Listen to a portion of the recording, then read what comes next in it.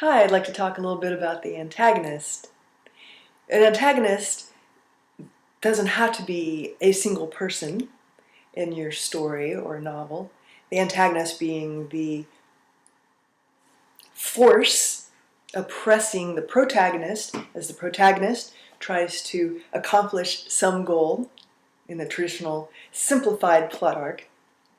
The antagonist can be a country, a religion, idea of some sort in the protagonist's head,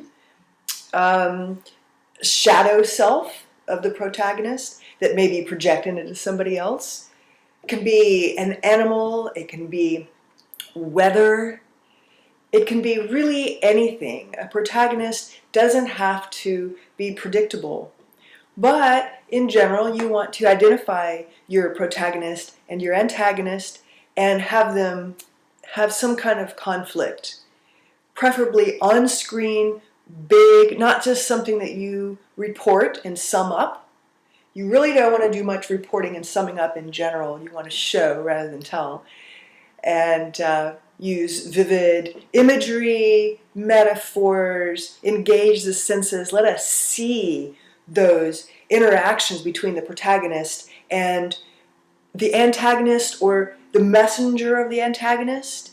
Something that lets the protagonist get a new sense of what this antagonist is really all about and how to overcome those obstacles that the antagonist is providing.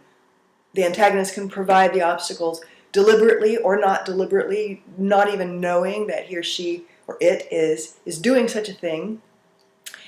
The basic idea, though, is that they must have some kind of conflict, ideally a series of rising conflicts that lead to some plot reversals and resolution between those two different elements. So don't limit yourself by thinking about what an antagonist can be. An antagonist can be a nightmare, a location, anything, but it needs to be dynamic and have a potential of active interaction.